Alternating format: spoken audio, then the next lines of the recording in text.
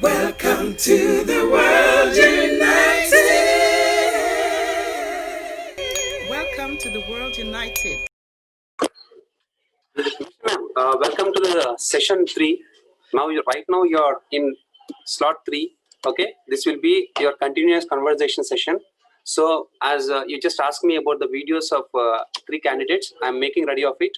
Once you're clear with your conversation or your discussion with that, so I can play that audios. Is it clear, ma'am? Thank you. Thank you, ma'am.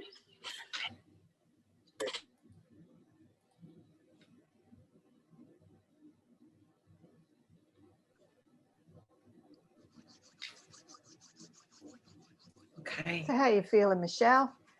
I've been. Yeah, feel like I've. Excuse me, Michelle, ma'am. Right now you're co-host, so you can continue the show from your side. Thank you. Thank you. Yeah, in answer to your question, thanks, Cynthia. I feel like I've been thrown in and around a washing machine this morning. I have no idea what's going on. You're doing great. You're doing great. Thank you. Thank you. I love your background too. That's courtesy of a 13-year-old boy in the World Parliament movement. He's quite extraordinary. It's really beautiful. So, lovely people. Malcolm, you are on mute. I'm not sure if you're aware of that or not. Better? That's better. Very nice to have you. So we have, I'm just going to again do a brief bio and then an introduction, and then we'll play your videos if that's all right. I would love to sit back and enjoy them fully, given the beautiful conversation that we've had already.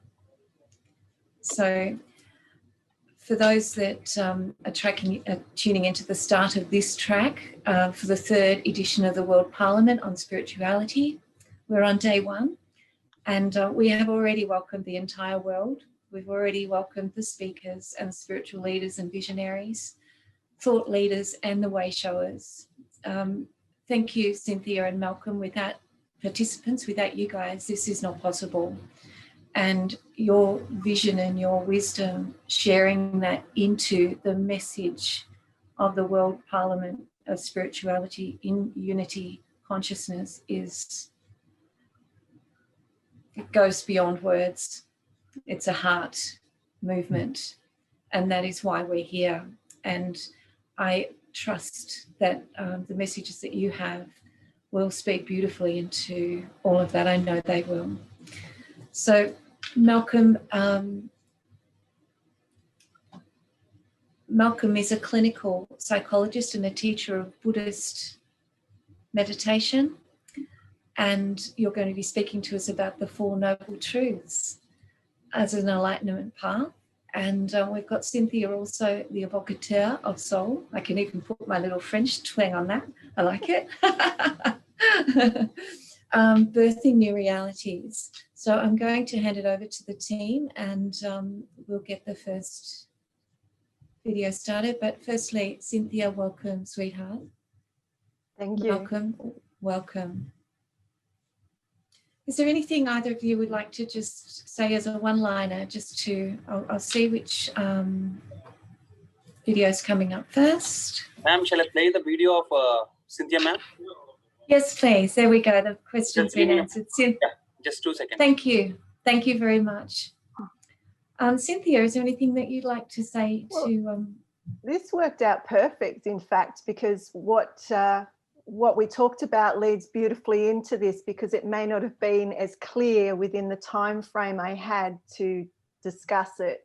So having this little discussion before we played the video may make it sound a little bit more tangible of what the technologies actually are and why I was showing the process that I was showing. So. Well, now I'm even more excited than I was. Thank you, Cynthia. And if we could go ahead and play the video, please. Ma'am, can you hear my voice? Yes, I can. Right. Can you see the sharing of Cynthia ji that I'm playing her video? I can't see it, no. So 1 second, ma'am. All I can see is your screen with the 6 videos available to play above it. So if you can just click on the 3, Cynthia J. Harrison, it should. Okay, first, shall I go for Cynthia? Ma'am Cynthia? Yes, Sure, yes, please. Okay. Perfect. Thank you.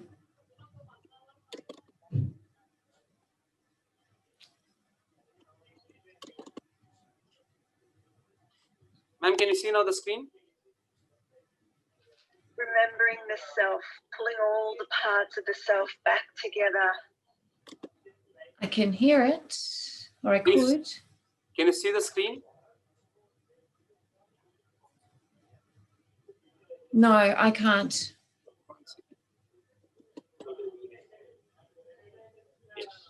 Now? No, Remembering the self, pulling all I can hear parts of it, the self back Okay. together. but I can't see it. With the mind. You can hear a voice, but you're not unable to see the video.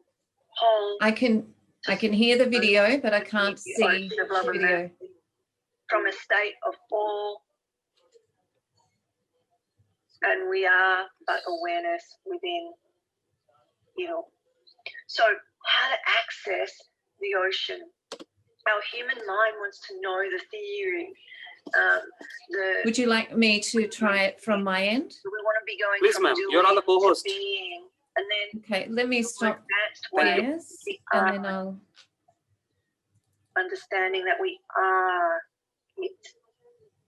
Although the direct experiencing is the mystic path, observing the addictions to distraction, and that's very apparent, and seeing is believing for a lot of us, hence my journey to make visible the invisible, starting off using visual arts, but going into creating direct experiences and moving into visual experiential interactions where we can see our whole system, both physically and I'm sorry, I can't see it.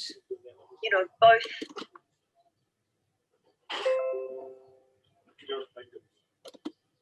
But I'm trying to share the video, ma'am. I don't know where we are getting a fault here. Back together from the desert. We are facing some fault, or it may be some technical problem. You can hear the voice, but you're unable to see the video, right? That's correct. So I want to just confirm that, is that only 1 hour you're doing this and everyone are have the same problem? Sir, Malcolm, sir, can I know that? Can you view the video and the audio both?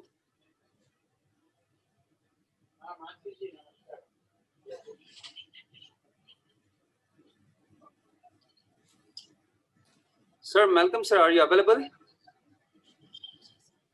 Malcolm or Cynthia, could you tell us if you can hear their own voice on the video?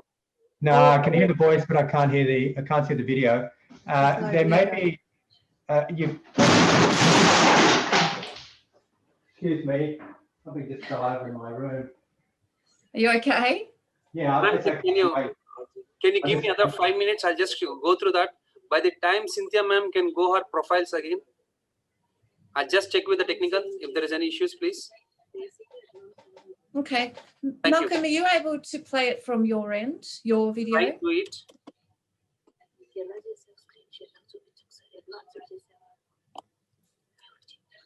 The joy of technology. I can try and share screen from this end. Have you got your presentation there? Sorry, I'll go and get my presentation. And yes, please. That would be. I just got to fix up my screen. My screen fell over, and my partner's clinic, and I hope I haven't broken anything. Oh dear. That's all right. Okay, so. I think it's too many.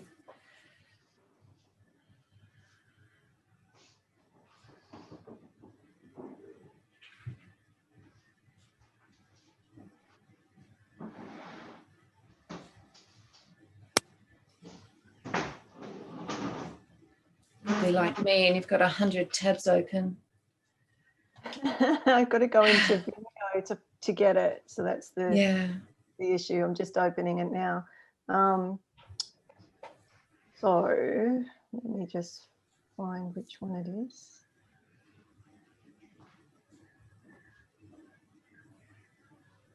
You should start with the 3 underscore.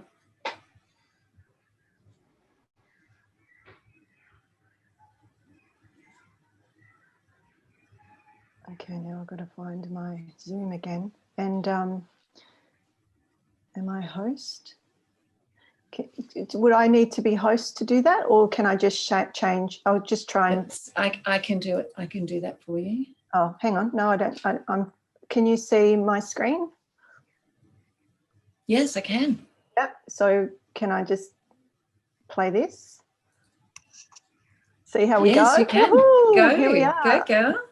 Superstar. Look at you. Back together from the desert of the mind to be complete, whole, to swim the ocean of eternity, the ocean of love and mercy, from a state of all, and we are but awareness within it all. So how to access the ocean? Our human mind wants to know the theory, we're doing. But we want to be going from doing to being, and then, a more advanced way is the R-ing, understanding that we are here. Although the direct experiencing is the mystic path, observing the addictions to distraction, and that's very apparent, and seeing is believing for a lot of us, hence my journey to make visible the invisible, starting off using visual arts, but going into creating direct experiences and moving into visual experiential interactions where we can see our whole system, both physically and energetically, or, both the physical and the energetic, opening people up to their potentiality, a way to give direct experience, to dive into the stillness, and how our technology can be harnessed to assist the growth and is a tool for our extension of our energy system. Many years ago, I started working with the biofield viewer, taking clients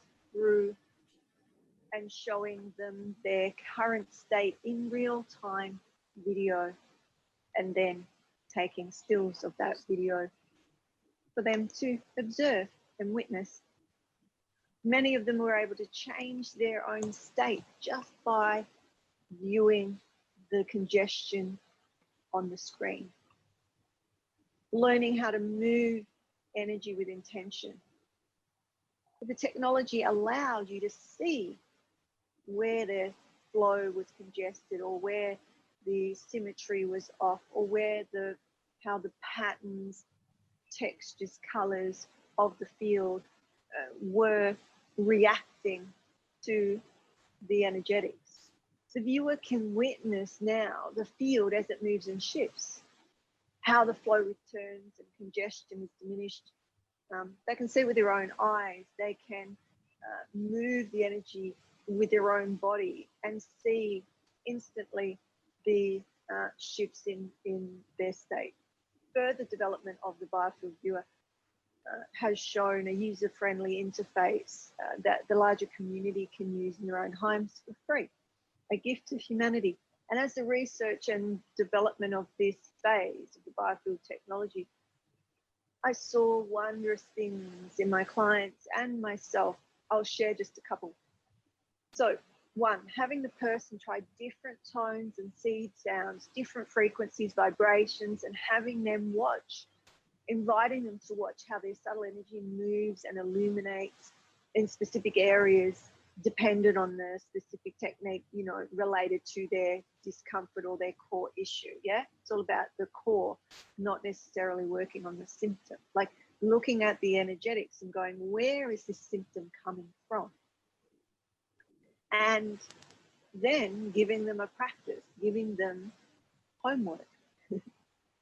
But going through the homework before they left the clinic room, and they could witness, view how their system would shift and change using those particular techniques.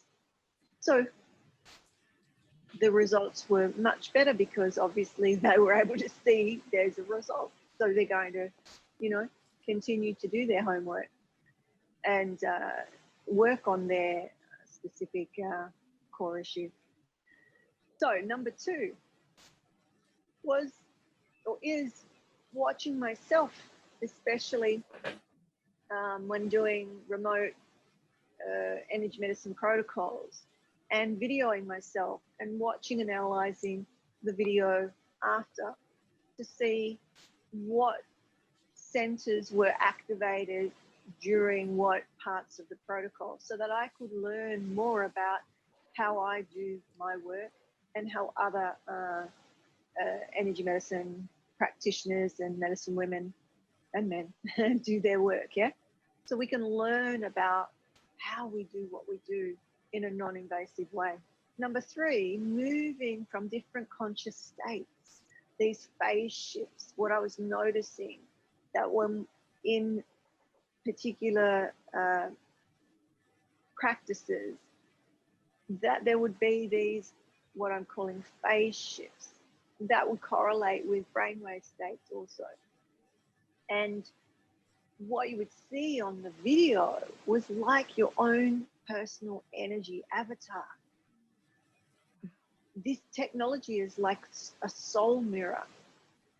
It's a non-invasive screening of our human systems that can indicate the disruptions within our cell energy, you know, such as, you know, chakras, meridians, neurovascular systems, lymphatics, you name it, the biofield. And in addition to showing those phase shifts that were correlating to from the state of, say, a beta or beta brainwave state to an alpha, and then a great shift, right? A phase shift when going into gamma brainwave state. And this showed the field not only of the person, but around the person shifting as the protocols were being done.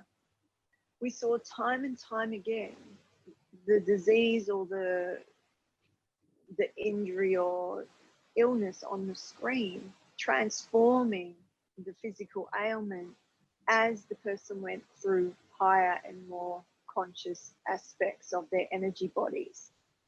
Meaning, when we saw something as simple as sinusitis, the physical imagery on the screen of the body and the corresponding energies or subtle energies, as the person would go through the process of shifting the frequency of the body, the energy system, this was producing state changes of consciousness.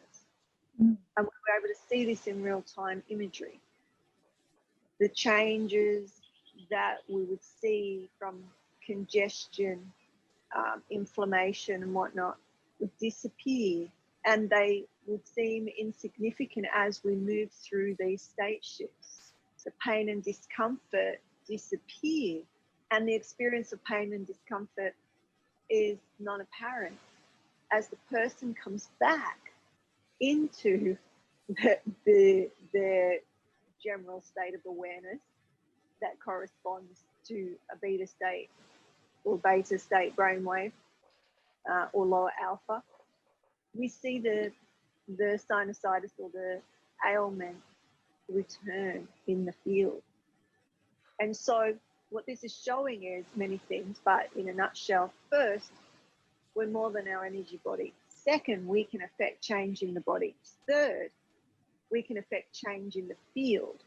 Fourth, we can affect change in any environment. Fifth, a shift in brainwave states corresponds with the changes in the imagery and vice versa. And sixth, staying in a shift phase state, the alignment no longer exists in the imagery. So if we can do the work and be able to walk and live in that meditative state, have the tools to be able to shift those states when we need to, then we have the ability to empower ourselves, empower our own health and wellness, and be the director of our own life. So let's go through a technique, a breathing technique linked to the body sensations by the core work.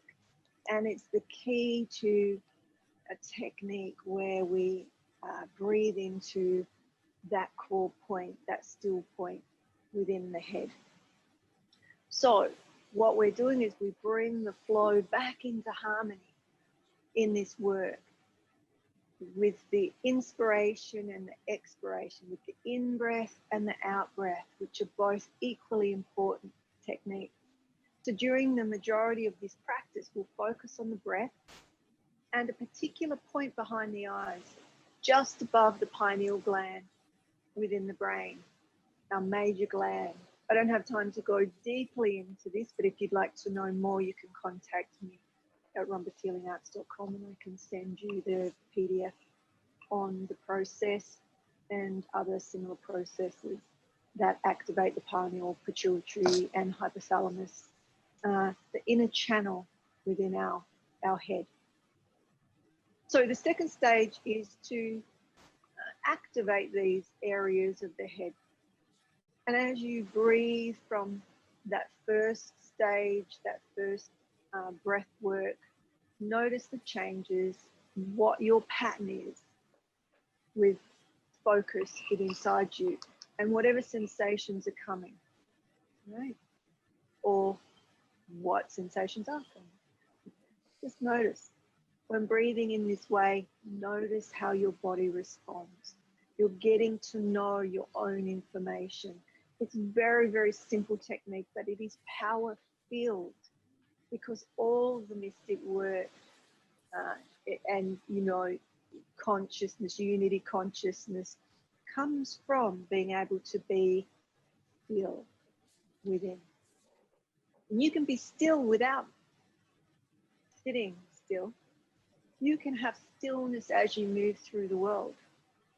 But this is one of the first stages that you can practice. And it's desirable not to judge yourself, just notice. So the next point is it's simple work, but to do it masterfully is a skill to be practiced. So you're going to find your temples. Okay, find your temples and with a finger on each side of the head, move to the outer corner of the eyes. And now you're just going to think of a line going from one finger to the other finger through the head. And imagine a second line that intersects this previous one. So this second line is going to start at the bridge of the nose and where the eyebrows come together. And you want to think of this intersection or where these two lines cross. And this one between the brow is slightly angled down. It's what I call the internal channel, where we can access our pineal, pituitary, and then the hypothalamus. But today we're just doing one aspect of this, and it takes practice. Now, how do you know that you're in the right spot? Well, there's a technique. What you're going to do is when you have focus and breath basically correct, you will feel a sensation like a relaxation through the body, a wave or a melting feeling. And you may feel movement of or release and relaxation going down your neck and your shoulders. You may not. So this is about paying attention to your own information. It's all data. It's all telling you something. Even if you're not sensing something, that data, that tells you something. So you also have the kinesthetic, the conscious and kinesthetic awareness of all parts of the body all at once. Okay, so what we're going to do is breathe into this point where these lines intersect. Takes practice. How you adjust your awareness to this point. When you're too high, you will feel a fuzziness in your head. When you're too low, you will feel a sensation more generally in the throat. When you're going too far back, you may feel a sensation in the more to the back of the head. And if you're too far forward in your placement of intention at this point, you may feel it in your sinuses. When you're just right, when you have this place within your head, behind where the nose meets the skull, you will feel a full body sensation and a full body relaxation. And this relaxation is often first sensed through the neck. However, you practice it and play around with that. When you move your intention a bit further forward, a bit further back, what are the sensations you're feeling? This is all indication of where your intention goes, okay? Everything is energy, and we can move energy through intention. Thank you for participating, and keep practicing. It is a power-filled process, and connect with me and let me know how you go. And you know, if you want further instructions on the process, the full process, I'm happy to send it to you via email. So just contact robertshealinghouse.com if you'd like any more information. So may the blessings be, and thank you for participating.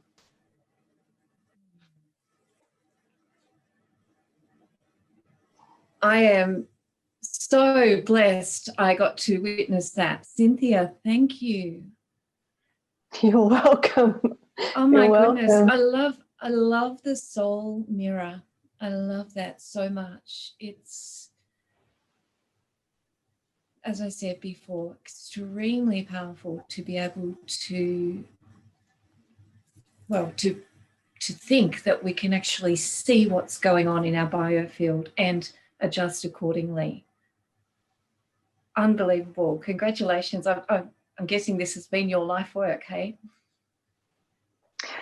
Well, life is life work, isn't it? It's all part of life. No separation. It's just, as I said, that, you know, when you say when was the first knowing, right? In the near past, I may have said something completely different, but really, you know, it's our beliefs and conditioning patterns, and you know, our early childhood, and how we're imprinted, and then how we start to understand that that is the case is for me, you know, very, very core part of our coming into our witnessing, or the observer aspect.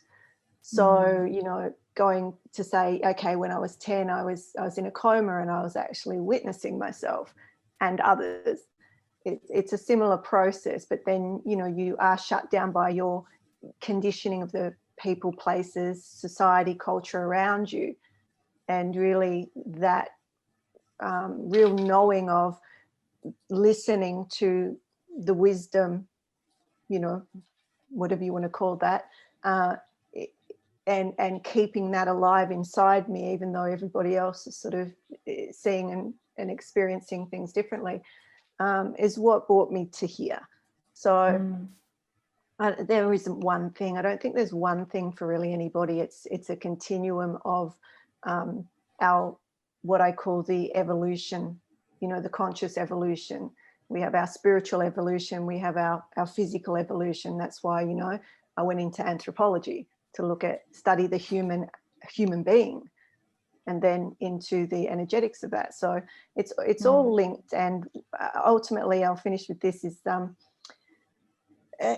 that we, I don't want to say need, but you know, what I've observed is that if we're working with one aspect of, you know, so I was in, you know, social work, psychology, trauma work and whatnot, but there was something missing. And what, you know, what needed to be brought in was the other aspects of the human being. And so when we're working in that holistic space, amazing things happen. So hence the technology coming out of that, to show and to educate, because it's difficult to educate around what you can't see and what science still isn't completely up on. You know, I mean, you know, there's superstring theory and all of that, but there's still aspects that aren't caught up with the subtle energies. So that seems to be what my lot in life is at the moment. Well, life is grateful to you for doing that, Cynthia. It's and it's interesting how this, like the whole panel discussion here, amidst how we've done it all very differently, is the spiritual aspects of health. That's right. You've just shown us exactly. Thank you, thank you, thank you. That's my pleasure. Thank you. Thanks, you're welcome. And Malcolm, I'm going to hand over to you, and we have the privilege of being able to watch. You're on mute. We get the privilege of... I'll just get it up on the share screen, shall I? Yeah, you can, if that's easier for you. I think the team have actually got it ready to go, but if you're good to go, then that's perfect. If they want to run it, we can run it with them, if you like. You can run it with them, or if you want, it's ready to go. Yeah, go. Let's go then. Okay. Well, I'll just give me a minute. Is there anything you'd like to mention, just to preempt this, or have I already done that for you enough? I think we've done it enough. We talked about it before. Probably went into it a bit anyway. So I'll just play it. I'll share screen it now. Hold on. Thank you, Malcolm. Desktop, and I'm going to share the computer sound and optimize the screen for video clip, if I can get it. It's not clicking for me. For some reason it's not clicking for me. You know why? Hang on. It's probably because I don't have maybe would it be best for them to share it? Yeah, because I can't optimize the screen share for video clips. Okay, we'll do. Just sound isn't very good, but possibly because I'm not co-hosting or hosting it, if that makes sense. Yeah. Okay. Guys, Mr. Malcolm, I'll give you the co-host so you can share your video from there. Okay. Okay. Thank you. Just close it again. All right. Give me a co-host and we'll see what happens. I was able to share it before, but it just didn't give me optimizing the. Still won't do it. Never mind. I'll just optimize the sound. Okay, so I'm sharing it now. Then I'll go into it. I'll start playing it. Perfect. Thank you, Malcolm. Hi. Enjoy. My name is Malcolm-Huxter and I'm a clinical psychologist and a teacher of Buddhist meditation. And today in this presentation I'd like to present something about the Four Noble Truths. So thank you for coming, and I look forward to presenting this talk, which is essentially about the transformation of suffering to mental well-being and psychological freedom, which of course refers to genuine happiness and a sense of connection with oneself and all beings. So we find that life is a process of cause-effect relationships. We live in relationships. It's a context of interdependent relationships. And this means that we are all connected in some way or other. Every action has a consequence, and every action affects ourselves and others in some way or other. Sometimes we relate to ourselves and the world with wisdom, with awareness, kindness and care. And sometimes we relate to ourselves and the world with confusion, hatred, high self-criticism and self-loathing. Perhaps two very important relationships that we can find in the world is a relationship between suffering and its causes and freedom from suffering and the cause of this. It's suffering and its causes seems to be driven by greed, ignorance and hatred. And freedom from suffering, a sense of psychological well-being and happiness, is of course driven or based on a relationship of awareness, goodwill, harmony, kindness, compassion, joy and equanimity. So what we find in the Buddha's Four Noble Truths are these two cause-effect relationships. The first truth is that there is dukkha, or suffering. Sometimes a better way of describing dukkha, which is the term the Buddha used, is unsatisfactoriness. Essentially, it is this experience of distress, discontent, dissatisfaction that ranges from the gross, which includes the difficulties we experience with birth, aging, sickness and death, to the subtle experiences that include just that subtle dissatisfaction of not getting what we want exactly as we want it. So, dukkha includes a whole range of difficult experiences, and I think that we need to acknowledge that the world is in dukkha at the moment, and also we ourselves experience dukkha. So coming back to these four truths, there is dukkha. This is a reality of life, and the second truth is that dukkha has a cause, and the causes I'll go into in a little while. The wonderful thing is that there is freedom from dukkha as well. There is freedom from suffering. And there also is a way to find freedom. There's a path. There's a way of living and being that is free, that is free in itself. So I was talking earlier about the first reality, this first reality of dukkha, and I mentioned earlier that it includes the difficulties associated with birth, aging, sickness and death.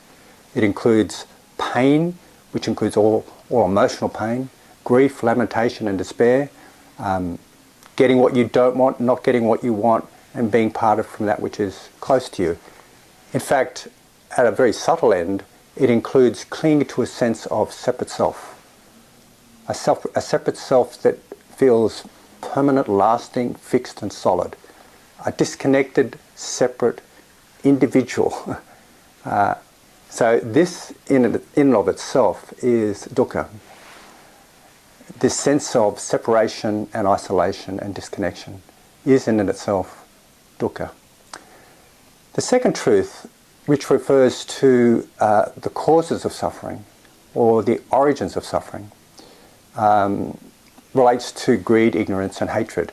And greed refers to addictions, craving after, grasping after, clinging to pleasant experiences.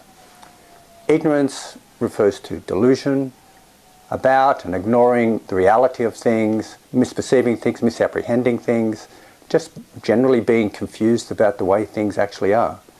And hatred refers to rejection, fear, condemnation, avoidance, pushing away of experiences that need not be avoided, need not be pushed away. Experiences in life where we have a sense of strong condemnation about it. That's rejection and condemnation. The third truth, as I mentioned earlier, in Buddhism is called Nibbana or Nirvana, and literally this word means being unbound. One is unbound from the causes of suffering. So at both relative and ultimate levels, it means freedom. This third truth means freedom from suffering, or freedom from dukkha. And as I'll explain in a little while, this freedom can be both relative and ultimate. And the Buddha's awakening was about noble ultimate freedom from dukkha. Yet, as a clinical psychologist, I work with a kind of relative freedom. What we find is, to the extent that we can release the second truth, release the causes of suffering, to that extent we can discover freedom. So what can happen is that at both relative and ultimate levels, our cycles or our patterns of suffering, our patterns of dukkha, things that keep us bound in this, in our unhappiness, can be released, can be short-circuited. And in Buddhism, this is called Nirvana, as I mentioned. It is also called the highest happiness. It's an experience of being completely connected, and it's the result of the fourth truth, actually, which is traveling on the path of the Eightfold Path towards Nirvana. So the fourth truth involves cultivating that which is helpful, cultivating that which is wholesome, and letting go or abandoning or short-circuiting or extinguishing that which is unhelpful, that which is unwholesome. And this is all workable. We find that the Eightfold Path is represents the fourth truth. And what we have in the Eightfold Path is wisdom, which refers to right view and right intention, ethics, right action, right livelihood, and right speech, and meditation, which involves right effort, right balanced effort, diligence, right mindfulness, and right concentration. So these Four Noble Truths are an example of what the Buddha called dependent arising. And dependent arising is the principle behind the way freedom works, and also it's the principle behind how we get entangled in our cycles of suffering. And it's quite complicated, but in the suttas it's simply said like this: when this is, that is. Because this arises, that arises. When this is not, that is not. Because this ceases, that ceases. So it is as if when we no longer have the causes of suffering, we no longer feed into our suffering with greed, ignorance and hatred, then suffering no longer arises. And if we can do the opposite of that, do the opposite of feeding into our suffering, in fact, practicing the Eightfold Path, for example, practicing generosity, kindness, living ethically, developing our attention, developing our minds, our hearts, and so on, then we work against that movement towards suffering. As a psychologist, I work in a number of different approaches. And there's a saying in ACT, which is acceptance and commitment therapy: if I continue to do what I've always done, I'm going to get what I've always got. That's a really cool saying. It is indicative of what happens in the independent arising. Because if we continue to do what we've always done and results in suffering, we're going to continue to experience suffering. If, however, we can do something different, if, however, we can, rather than approach experiences in our lives with greed, ignorance and hatred, then we can experience something different. We can experience freedom, connection, awakening. So these four truths can be adapted to a whole range of issues in life. As a psychologist, I adapt them to clinical problems, for example. And in this way, you could say that there are presenting problems or disorders. There are causative factors for how and why these problems may have developed, and maintaining processes to keep the problems arising. And the third truth: it is possible to be free from the problems or the issues. or the what we call mental disorders, or at least reduce the severity of the symptoms. And the fourth truth, the path, is that there are treatments that use therapeutic relationship, cognitive, behavioural and affective strategies to address the causative factors and the maintaining processes. So in this way we can understand this dynamic of the four truths in a clinical sense. So often we cause ourselves a lot of suffering in the way we relate to erroneous thoughts, for example. Sometimes we just live in our heads. Sometimes we identify and take painful emotions personally. And we misunderstand and misperceive events. And we get caught in reactive cycles.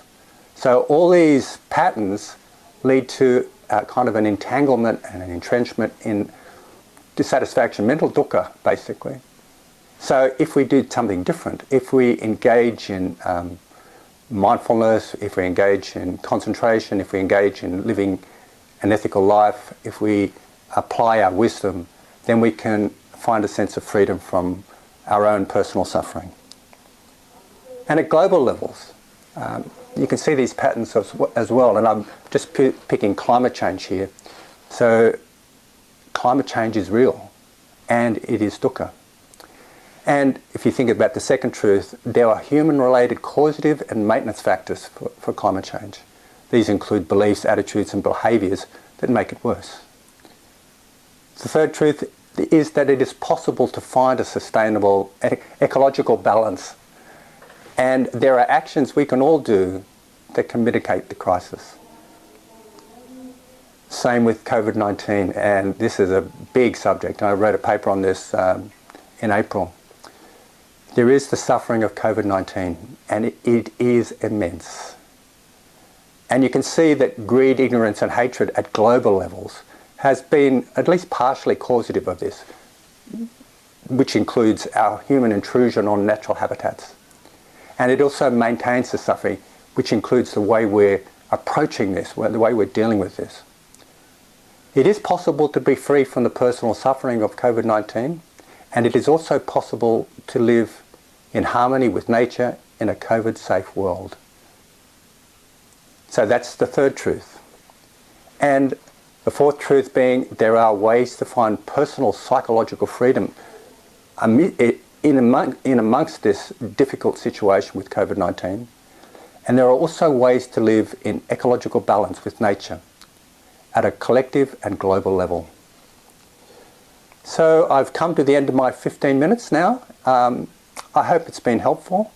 I trust that we can all live a path of freedom and well-being and connection. So thank you very much, and I look forward to seeing you in this conference.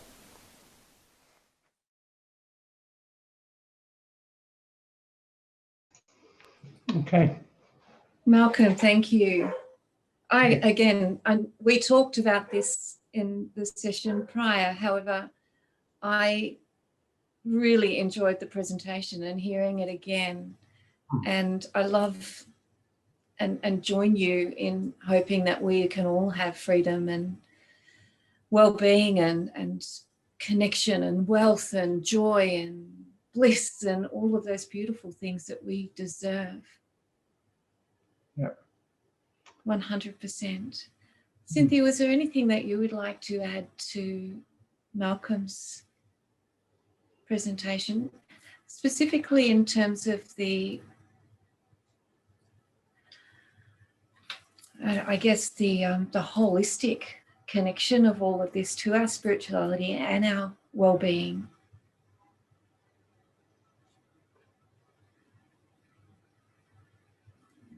You're on mute while you're thinking.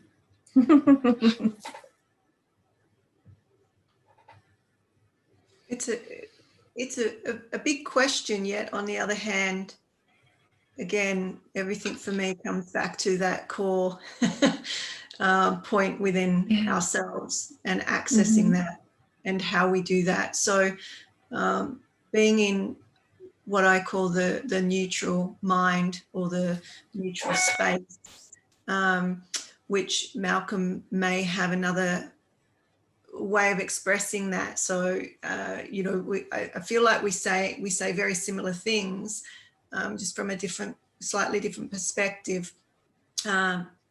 So I'm really just going to say that, you know, I agree with Malcolm's perspective, and I'm just using different language, I suppose.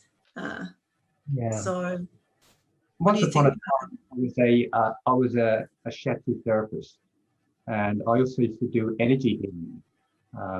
And I thought at that time it was a useful tool to use for healing. And I did this profession for years, and I used to notice that people would kind of wake up as I touched on their energy centers. Like sometimes I'd just put my hands on their heart, for example, or move my hand above within their aura. And I always thought that I would bring that through to working as a psychologist. And so I did my training. I've done many years in university. When I came to being a professional psychologist, I realized I couldn't do that anymore. So I managed to swing my way back into doing that, but by bringing people's awareness through their own attention, through the practice of meditation. So in that respect, we're talking along in the same way. I mean, I do believe that when I was seeing people massaging them and I'd move my hands above their body and just move it through their aura, so to speak. I know it's addressing something that we can't tangibly measure necessarily, unless we use your technology. Yeah. It's something you can measure, but people can experience it. They tend to direct their awareness to whatever that energy system is saying, or whatever the disruption is saying, and in that way they tend to wake up to it. It's like a balancing of it. Like with attention and with awareness, it can be balanced. So I think we're saying many of the same things, actually, and just coming from a different angle. Yeah. Which is perfect, because everybody hears from different angles and different perspectives, and it's lovely to offer the options. We are saying exactly the same thing. And I love that we are moving into the era where science and spirituality and our health and our well-being are all going to be equally acknowledged, which is beautiful. Okay. Well, thank you so very much for your wisdom and your time and your love and your hearts. May I just have you join me in a closing prayer for this session? And Michelle ma'am, sorry to interrupt you. Yes. We have an updated information that regarding the Cynthia ma'am and Mr. Malcolm, we have a certificate to just view about that. So can I process in this right now with you? Sorry, can you repeat that question? So we have your required certificate, sir. So we want to share it for you, where you can just go through that. Has you completed your session right now? Yes, we have complete. We are complete. Yeah, ma'am. Can I have your can I show their certificates? Yes, of course. Okay, that would be wonderful. Thank you. Go with the flow. It's been my kind of a day. You're doing wonderful. You're doing Thanks, wonderful. honey. Now the technology works. Yahoo! You know, it's just worked out how it's meant to work out. Congratulations that to see your certificate as a World Parliament on Spirituality 3 Certificate of Speaker. The World United proudly present Cynthia Harrison for participating this program. We are very welcome and very congratulations to you, ma'am. Oh, thank you. Thank you, Cynthia. So thank you, honey. Clearly? It's still spinning. I can't see. I can see the tiny little one, but that's okay. That's okay. I don't need to see it. I feel it. Send it to us if you need to. It's okay. Yes, please. Yeah, I'll put it on the WhatsApp, and I can copy it. Sure, ma'am. We are also going to do that once. Let me have the second one also.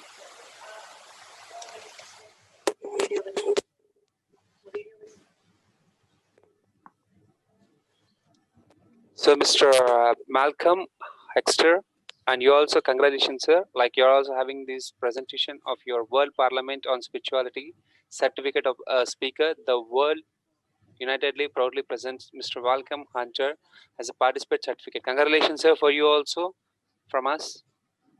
Thank you very much. So, have you seen yours everything else clearly?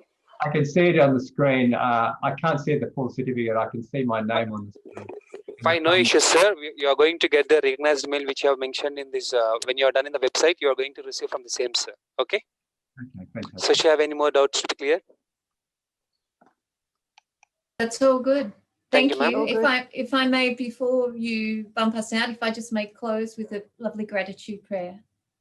Thank you. Thank you very much.